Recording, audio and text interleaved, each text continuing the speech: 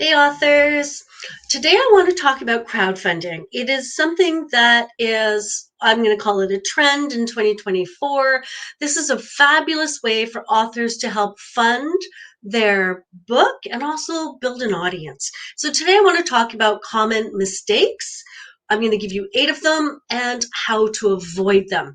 Because honestly, a book project, crowdfunded, is an excellent example of readers supporting authors. And there are so many more publishing choices now that you want to be able to think them through. And if crowdfunding is for you, you want to be able to jump on that. So, mistake number 1, insufficient pre launch preparation. Throwing up a crowdfunding page and just jumping in isn't going to work for most people. You need to plan ahead of time. So the solution is, before you jump in, sit back and think about, what are my goals? What strategies will help me reach those goals? And what is the plan to implement those strategies to reach that goal? So that's what you want to do rather than just jumping in. Many campaigns falter because authors just don't lay the groundwork before they jump in. Mistake number 2, unclear project goals. So if your campaign goals are unclear and you don't explain to potential backers what the goals are, what your funding needs are, they're not going to be comfortable giving you money. So you really want to articulate your campaign goals really well and be transparent about it. So when somebody is thinking about giving their hard-earned money to you, even if it's just like $7.99 for an ebook, it's still their hard-earned money. And these potential backers want information about the book project. They want to know they're buying into something they truly believe in. They want to know that you've done your research and that you are financially accountable. And so they want to know how you're using their money as well. So this is what builds trust with your audience, by being clear on your goals and being transparent on your financial needs, and how you're going to spend the money and what the breakdown is, what the scope of the book is, production costs, all of this, including marketing and distribution if that's part of it. So really articulate to your backers what your goals are, what the book is, what your financial needs are. Really articulate this to them. Okay, mistake number 3, a weak value proposition. I know that's business jargon, sorry, but you need to have, and I'm going to use jargon, a value proposition. Because if you don't, you are just one of thousands of crowdfunding campaigns, tens of thousands of crowdfunding campaigns. There's so many out there to choose from. Why would I choose you if you don't stand out? And so the solution to this is to really highlight your value proposition. What's unique about you? How do we differentiate you from everyone else? Because let's face it, the book market is overcrowded. It's saturated, which doesn't mean you can't succeed, but it does mean you need to differentiate your book from the other books on the shelf, and differentiate your crowdfunding campaign from the other crowdfunding campaigns out there. So why is your book better than all the other books out there? That is what you're answering. You want people to be interested. You want to be worthy of support. By communicating this, you will be able to raise money through crowdfunding. And I know some people might be watching this and thinking, oh, that just seems like a lot of work. Yes, it may be a lot of work, but let's put it this way. If you don't do it for your book, let's put crowdfunding aside for a minute. If you don't do this for your book, you won't sell your book. So doing it for your crowdfunding campaign is just doing it earlier so that you can raise the money to launch the book. You're going to need to do this if you want a successful book anyway. So you might as well do it now, launch a successful crowdfunding campaign, and benefit from that. All right, number 4, no clear target audience. And this is a conversation I have with authors all the time. Write to everyone, write to no one. Same goes for crowdfunding. Sell to everyone, sell to no one. It's not just authors and books. This applies to every business. I don't sell to every author out there. I very specifically work with nonfiction authors. And so I'm not trying to convince every author to come into the community. I don't have a plan. I have a book success plan for nonfiction authors. I don't have for romance. I don't have for mystery, because I'm talking to a very specific audience. And you want to do that too for your book and for your crowdfunding campaign. And once you know that the ideal reader, the ideal backer, then you can start crafting messaging, you can create visuals, promotional materials that will resonate with them, because they want to know that you and they are aligned before they invest in you. Okay, number 5, underestimating costs and risks. And we talked about this a little bit earlier in another mistake. But a book project has several costs associated with it. And as a backer, we want to know what those costs are. And if you underestimate the costs, or you're too afraid to ask for the right amount of money, backers may look at that and say, well, she's not putting in distribution, she's not putting in marketing, and so where's this longer term plan? Like, I want to support something that wins. We all want to support something that wins. And so you want to make sure you have all the costs figured out. I have authors coming to me and saying, Melody, I'm doing a crowdfunding campaign.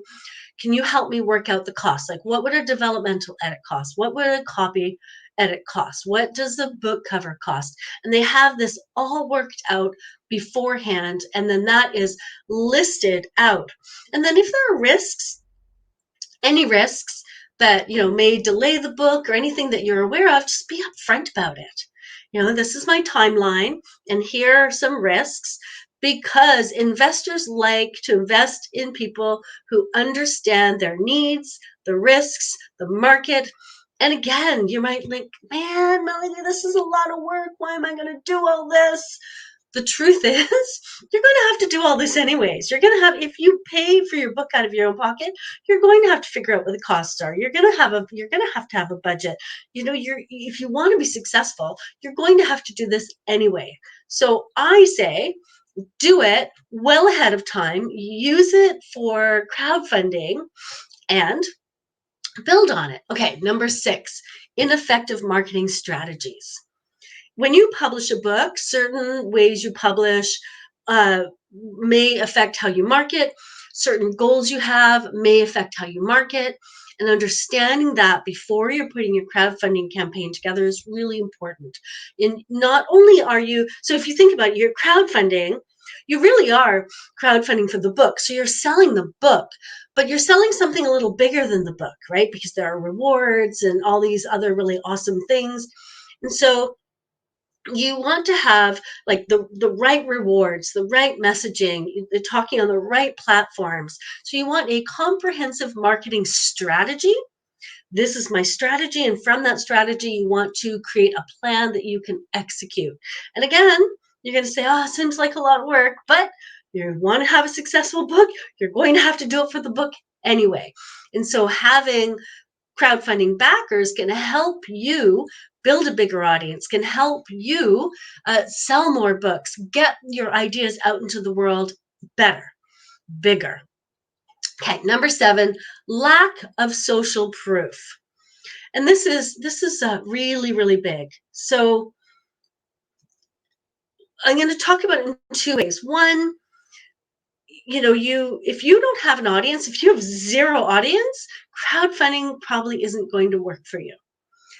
And if you have a big audience, but you don't have somebody within that audience acting as your social proof, people may not want to jump on. So we like to support people who other people are already supporting.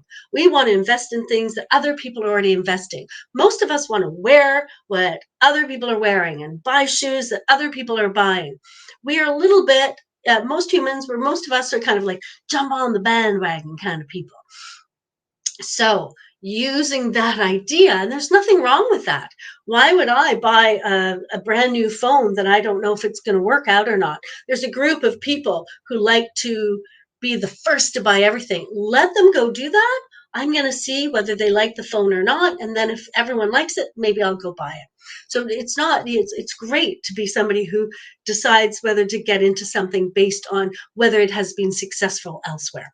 So this is a good thing. And you want to use this to your advantage by finding influencers, finding other authors, finding people in your industry, finding experts that can buy into your project and then talk about your project as social proof. And when I say social proof, I don't mean it just has to be social media. It can be on your crowdfunding page. It can be on your website. It can be in your emails.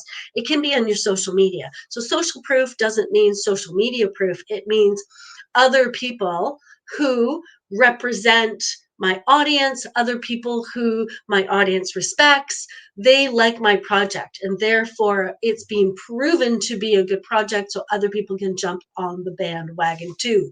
So if the issue is lacking social proof, you want to set up social proof before you actually launch the campaign. So when it launches, it already has backing. And of course, ask your family and friends too, because they're probably going to, come in and buy reward in support. Often when authors come to me and ask me questions about a crowdfunding campaign they're doing, I say, oh, send it over. And I'll often buy a reward. I want their book. Of course I want their book. So think about how you can have those those backers, those first few backers, ready when that campaign launches. And then finally, mistake number 8, limited audience engagement. You don't just put a page up and go, done. People will come, because they won't.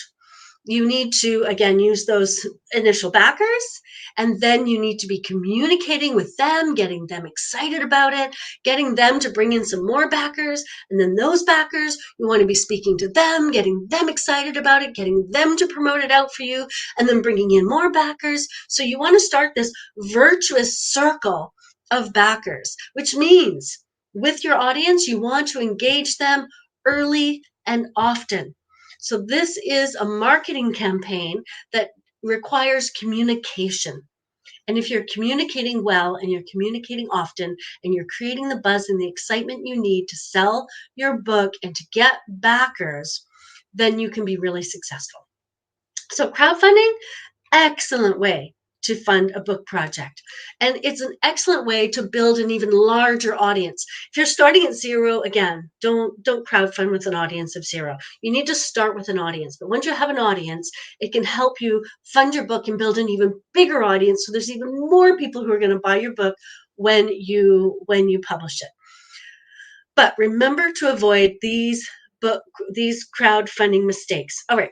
I'm going to give you 3 quick action steps just to get started. So number 1, clarify your campaign goals.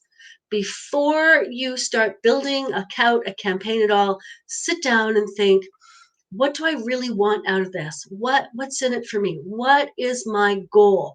And one will be raising money, but to what end?